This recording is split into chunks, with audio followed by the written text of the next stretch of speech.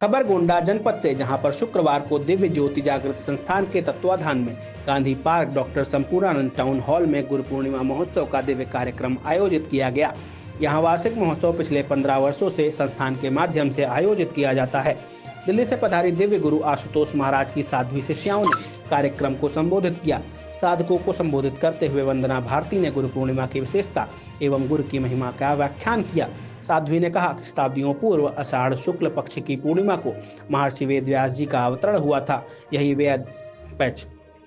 वेद व्यास जी जिन्होंने वैदिक ऋचाओं का संकलन कर 4 वेदों के रूप में वर्गीकरण किया था। 18 पुराणों, 18 उप पुराणों, उपनिषदों, ब्रह्मसूत्र, महाभारत आदि अतुलनीय ग्रंथों को लेखनीबद्ध करने का श्रेय भी इन्हें ही जाता है।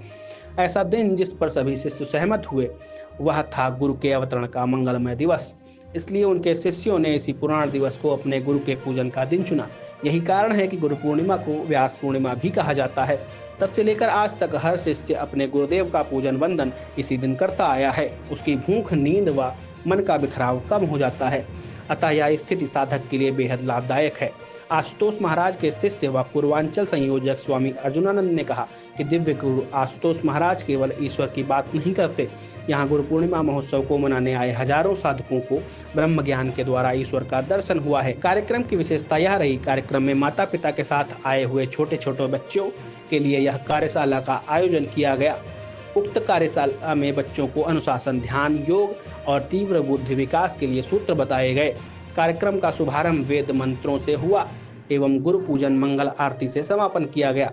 विशाल भंडारे का आयोजन किया गया, पौधारोपण किया गया, पौध वितरण किया गया। गोंडा में दिव्य ज्योति जागृति संस्थान द्वारा गुरु पूर्णिमा का कार्यक्रम आयोजित किया गया है। कहाँ से आप लोग हैं और आज क्या लोगों के बीच में ये जो कार्यक्रम आयोजित किया गया है, गुरुदेव श्री आशुतोष महाराज जी की कृपा से गोरखपुर ब्रांच के द्वारा कार्यक्रम आयोजित किया गया है। और महाराज जी का यही कहना है, जो हमारे शास्त्र ग्रंथ भी समझाते हैं, कि अगर मानव में शांति और विश्व में क्रांति चाहिए तो उसके लिए व्यक्ति को ब्रह्म ज्ञान से जुड़ना बहुत आवश्यक है ना। जो हमारे शास्त्र ग्रंथ हमें समझाते आए हैं, हम अपनी जड़ से जुड़े रहेंगे तो ही ये समाज पोषित होता रहेगा।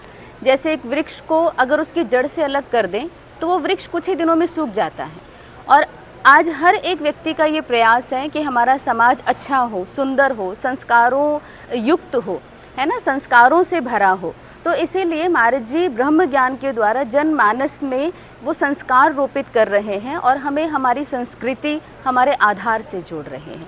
तो इसी को लेकर ये कार्यक्रम आज यहाँ आयोजित किया गया और बहुत से भक्तजन आए जिन्होंने गुरु शिष्य परंपरा को, है ना, कैसे और शिष्य समाज में अपना योगदान दे सकता है, समाज के लिए कार्य कर सकता है, इन सभी चीज़ों को लेकर आज का कार्यक्रम यहाँ आयोजित किया गया। हम देखते हैं कि हर जगह बड़ी बड़ी कथाओं में महिलाएं जाती हैं, मगर आजकल कुछ महिलाओं में विचित्र चीज़ें आ गई हैं जो परिवार का विघटन हो रहा है। क्या कारण है?